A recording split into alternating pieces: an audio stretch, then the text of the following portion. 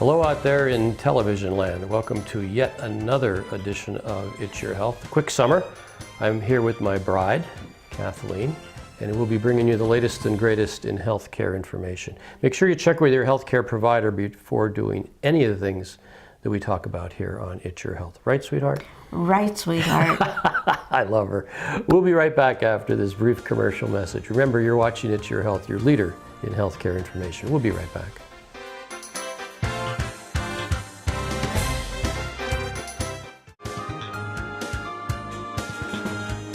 Welcome back to the first segment of It's Your Health. Philip Benyo with my bride. It was a quick summer, was it not, dear? Yes. I wore my summer last time to wear a summer outfit. I wore it today. And I was borrowing her car, and on her... He often borrows my car. Now listen, let's... He's making it sound like only once in a while.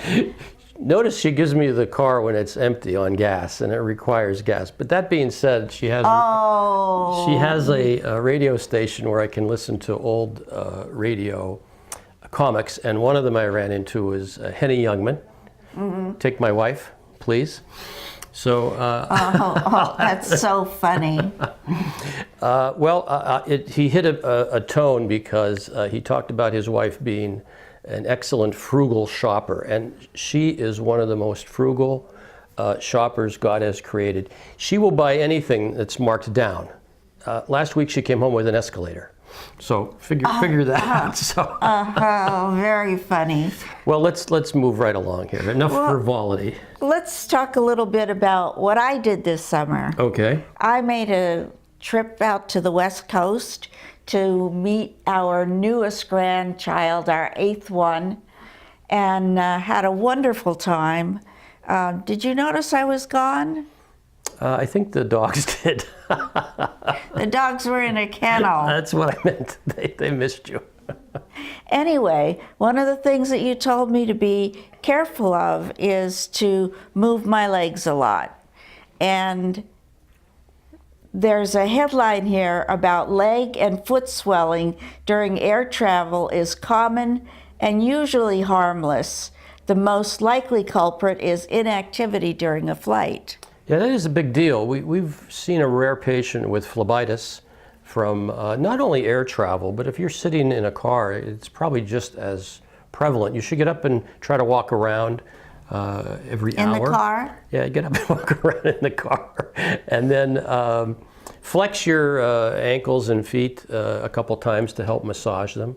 Watch for salty snacks because that will increase edema. Those are the only kind of snacks they give you. That's true. Well, and if your leg is swollen and tender, I'd seek medical treatment because you could have gotten a phlebitis. That's not uncommon. Isn't there something called compression stockings? Yeah, you can wear those. I'm not too much of a fan of those because they can go up to the most compression stockings go up to the knee area and can act like a tourniquet and actually increase some of the swelling. So I'm not a big fan of those. You're more of a fan of moving? Yes, exercise. Okay, so my next trip, I'll make sure that I move a lot. Yes, move a lot. Get up and walk around. It's hard, because you're sitting next to somebody who has their computer out and their paperwork and all that stuff, and you want to go to the bathroom. And you have to try to get past that person with all their stuff. They don't like that. Agreed. Okay, changing the topic. Coca-Cola eyes cannabis oil market. Could your can of Coke one day come infused with cannabis oil? Marijuana will become legal across all of Canada on October 17th. The oil is the part of marijuana that does not produce a high, but it is believed to have anti-inflammatory and pain-relieving properties. Well, it's becoming a big deal. I have a couple patients who I referred to for medical marijuana, and it did a couple of things. It reduced their pain, which of course we're all interested in, and it reduced the prescription medicines that they were on. So very early to tell. I think it has to get sorted out. What happens if you're on medical marijuana and get into a car accident? What happens then? You're on an illegal drug. some of this stuff has to get sorted out, but it's a door that has been opened, and we're learning as we go along. Yeah, I thought that was interesting. One of the large companies has it's called Constellation Brands. It's a giant spirits company that makes Corona beer. They've just bought into the marijuana. Yeah, well, as I said, it's evolving. Our next headline is one that's a serious, well, it can be serious, and it has to do with sepsis. Sepsis occurs when chemicals released into the bloodstream to fight the infection trigger inflammatory responses throughout the body. This inflammation can trigger a cascade of changes that can damage multiple organ systems, causing them to fail. Tell us more. Yeah, sepsis and septic shock, big deal. We see that when infection runs rampant through the bloodstream. Your pulse goes up, your blood pressure will fall. You may cut down on perfusion to vital organs.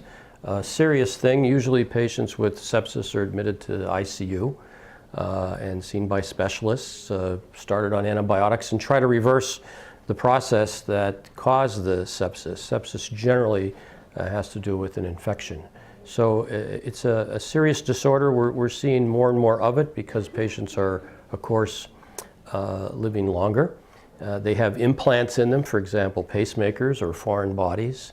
And of course, they have other chronic diseases like diabetes and heart failure and COPD. So it's a real perfect storm for badness. So if you're out there and you're sick, don't stay out there and be sick. Seek medical attention. Dial 911.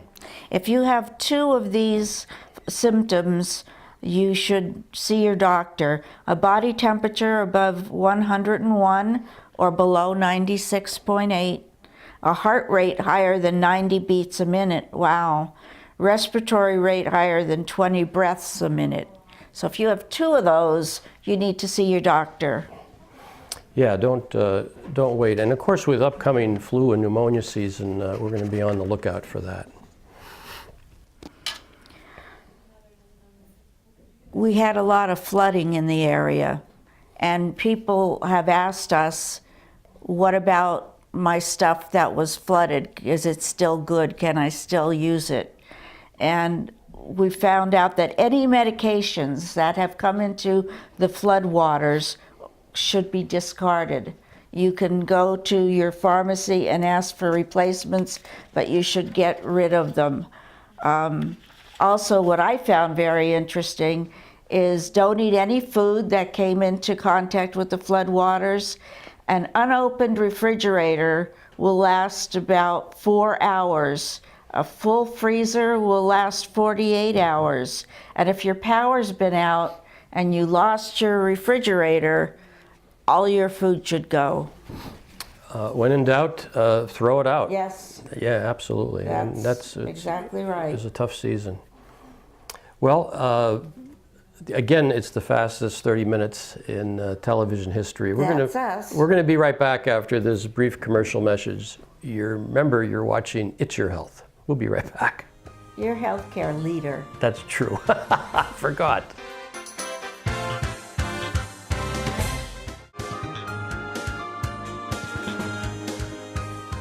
Welcome back to the second.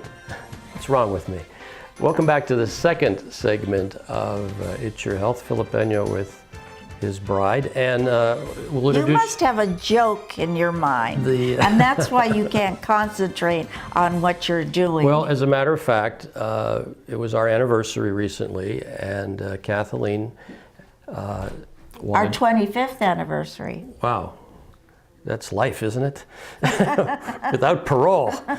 So she said, why don't you take me where I've never been before? And I said, well, how about the kitchen? But that didn't go over very well, did it? I expected that. Okay. I expected that one. Well, the next 25, here we come.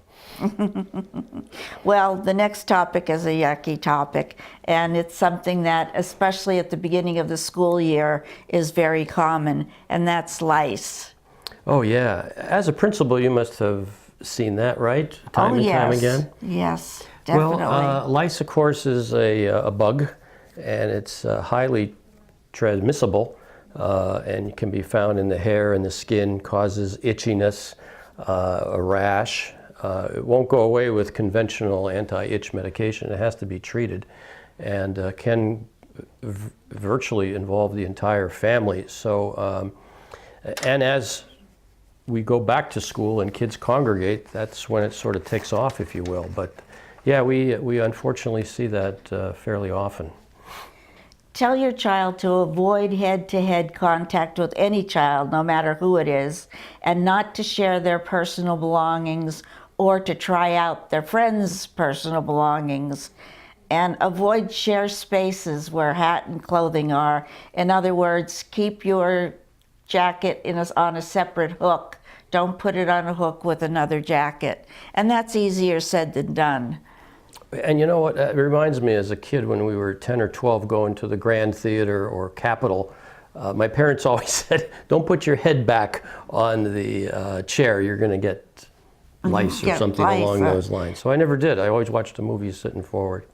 I remember as a kid coming home and having lice. Oh, you're kidding. Wow. No, and my mother took me into the bathroom and poured gasoline Oh, Jesus. on my scalp, and that was not any fun. Most memorable. Well, we've come a long way. We don't use gasoline. Yeah. And there's over-the-counter stuff that they're not so sure is very effective.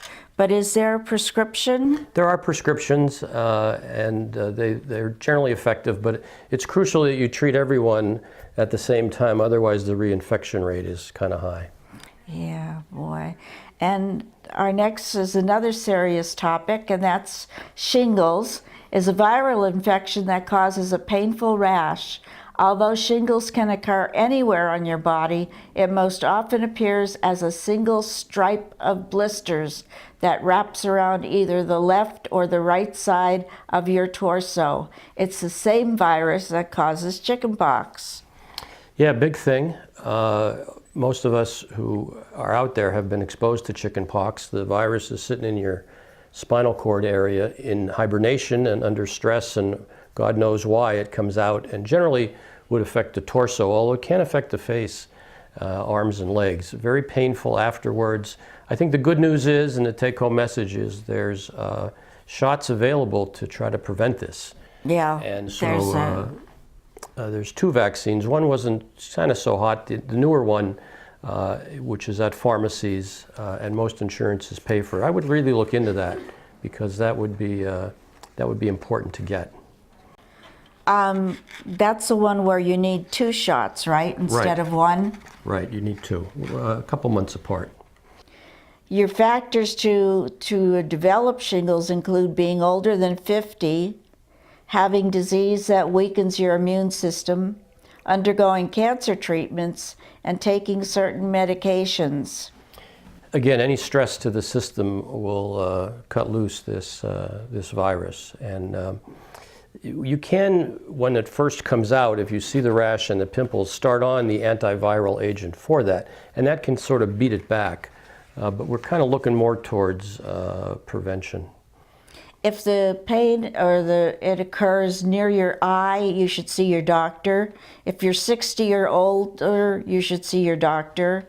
And if it's widespread and painful, you should see your doctor. Good advice. Thank you. Moving right along. And how do you get chickenpox? Well, as a kid, you get chickenpox. Well, it's a then virus. as an adult, you get shingles. Right, exactly. Can you get shingles from me? No. Can you get chickenpox from me? Well, no, I've already had it. The danger would be if you had shingles and these vesicles are leaking fluid, you could give chickenpox to someone who never had chickenpox. Oh, I see. Kind of a strange thing. Okay. Our next topic is plantar warts. Plantar warts are small growths that usually appear on the heels or other weight-bearing areas of your feet. This pressure may also cause plantar warts to grow inward beneath a hard, thick layer of skin we usually call a callus. They're caused by HPV, and it enters your body through tiny cuts, breaks, or other weak spots on the bottom of your feet. Tell us more about plantar warts. They are painful, they are deep-centered, and they are literally a pain. It can be contagious, if you will. You could pick it up from a bathroom floor or something along those lines. And like any wart, it can sometimes just go away on its own, but sometimes you can see a podiatrist, which I would recommend, and they can perform treatments that will get the plantar wart out of your system. Do they perform surgery? Occasionally. In the olden days, I used to numb up those areas that had the plantar wart, and I would send in an electrical spark with a bifurcator, and that would sort of burn it away. Ooh, I know. that doesn't sound like any fun. Well, I numbed it up first. Oh, well, I understand that. And another big topic is anemia. It's a condition in which you don't have enough healthy red blood cells to carry adequate oxygen to the body's tissues. Having anemia may make you feel tired and weak. There are many forms of it, each with its own cause. What are some of the signs and symptoms of anemia? Tired, weakness, fatigue. You just feel like there's no lead in your pencil. And we could do a whole show on anemia. Basically put, either you're not making the blood cells or you're losing the blood cells. And there's a subcategory where you're actually destroying some of the blood cells. So there's usually a cause for anemia, and I would get it treated and try to reverse it, because you'll feel better, no doubt about it. And you're going to feel better after we come back after this brief commercial message. Remember, you're watching It's Your Health, your leader in healthcare information. I'm sure he'll have another joke. I'm too. thinking of one, don't worry. We'll be right back.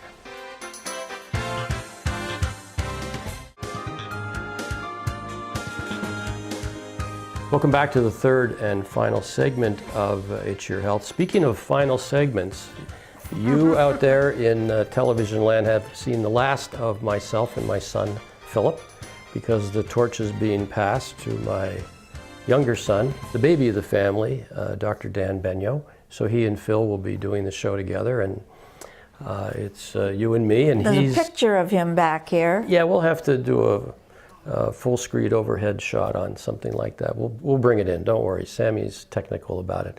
But don't get reading between the lines. That doesn't mean I'm going to retire, okay? So those out there in television land, I'm going to keep going till I drop, with your help and the man above. Yes, he is. Go ahead, let's get the joke over with. The last one, the last Henny Youngman joke. You know, I take my wife everywhere, but somehow she finds her way back. So, you know you're the only one laughing. I don't know. Henny Youngman was pretty cool, but that's when comedy was fun. Yeah, fun. Always use the wife as the brunt of your jokes. Really? Nah, he didn't do that all the time. You'll have to get a YouTube of him, and it was good, clean fun. You ready to do some dirty fun? Yes, moving right along. We're talking about carbon monoxide poisoning. It occurs when carbon monoxide builds up in your bloodstream. When too much is in the air, your body replaces the oxygen in your red blood cells with carbon monoxide. This can lead to serious tissue damage or even death. Carbon monoxide is colorless, odorless, and tasteless. Well, as we enter this the winter season, if you will, people will be burning things which give off carbon monoxide. So carbon monoxide is a sneaky chemical because you don't know it's there. It binds to the red blood cells almost 20 times more than oxygen itself. So oxygen can't displace it. And once it's in your system, you have to seek medical treatment to get it out. I would look into a carbon monoxide monitor if you're going to be burning fossil fuels in your home. Not a bad idea. And it goes without saying that we see cases every year where families are treated for carbon monoxide poisoning. And it's kind of tricky to know it's happening because you kind of fall asleep. You don't even know it's happening. And use gas appliances as recommended and have them checked regularly. Be aware that they're properly vented, such as space heaters, charcoal grills, water heaters, fireplaces, and generators. Oh, yeah, that's true. That's true. I'd forgotten about that. I didn't. That's why we bring her along. Okay, the next one isn't really a headline, it's a question. What is PSA? Yeah, very controversial. Stands for prostate-specific antigen. Guys would only worry about this, not women. Well, we worry about it for our men. True, but I wouldn't draw a PSA on you. Right. So the PSA represents the health, if you will, of the prostate gland. A couple of years ago, it was used as a screening tool to detect early prostate cancer. Part of the problem is we had many elevations of PSAs that led to inappropriate biopsies and procedures that didn't need to be done. And so it's really controversial now what to do about PSAs. Keep in mind that the PSA will go up as your prostate gets larger. It doesn't always mean cancer. And I think what you really need to do is to get an annual prostate exam by a licensed physician who knows what prostates feel like. They've always said in the olden days that a urologist's finger is better than any other test. But a PSA can be part of the puzzle trying to put together a picture. And it's just not the entire picture. And what I do is I ask patients, do you want us to do a PSA? And if they do, then we'll do it. And if they say no, then we won't, because it is controversial. What do you do with a higher test? And do we then subject patients to inappropriate biopsies? I think the main thing is that if it runs in your family, or if you're having symptoms, urinary symptoms, frequency of urine, getting up to go to the bathroom at night, certainly any blood in your urine, they should be investigated. And if you're 65 or older? Yeah, that's sort of one of the guidelines. It used to be 50. If you have a history of prostate cancer in your family, that goes to 40. So again, I try to treat the patient, not the test, but it's part of our playbook, if you will. There's nothing that takes its place? Well, if you have an elevated PSA, we can then do what's called a free PSA. It's not free, by the way. What they do is they test how much prostate PSA is bound to protein and how much is free floating in the blood. They can get a ratio and give you an actual ballpark determination. You have a 10% risk of prostate cancer. You have a greater than 50% chance of prostate cancer. It's a numbers game. And be that as it may, if you are concerned about it, I would get examined by a trained professional, a urologist. And it's generally something that would need to be followed. Just like colonoscopies, just like mammograms, you need to have an annual prostate exam. Not you, but... But you? Yeah. And do you? Yes, I do. Well, good, I'm glad to hear that. Another disease that I didn't really know anything about, I took a friend of mine out for dinner, and there were certain things that she couldn't order on the menu, and she said that she has celiac disease, if I'm pronouncing it correctly. Eating gluten triggers an immune response in your small intestine, and it prevents absorption of some nutrients, and goes on from there as to what can happen.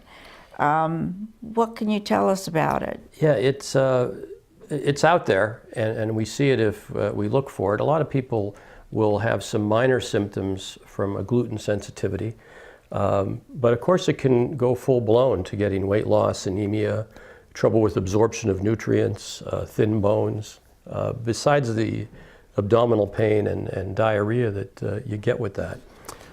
It even damages your teeth. Right, again, loss of enamel. So it's really out there. And as an aside, people who want to lose weight, I suggest that they go gluten-free. It's pretty hard to do because it's in pastas and breads, But nevertheless, our body cannot deal with the genetically modified wheat that's out there. It causes belly fat, it causes weight gain, it causes hunger. And that's why the country is getting wider, at least that's one theory. So as an aside, besides the celiac disease, you may want to consider a gluten-free diet, and the stats show that you will lose 2 pounds a month by doing nothing else, staying off wheat and wheat products. But be that as it may, don't stay off It's Your Health. We thank you for allowing us to come into your home. Are we finished already? That doesn't sound right from my wife. Are we finished already? But listen. I have more. I'm out of gas. So thank you for allowing us to come into your home and inform and hopefully entertain you. Remember, you're watching It's Your Health, your leader in healthcare information. Enjoy. Right, dear. Very good.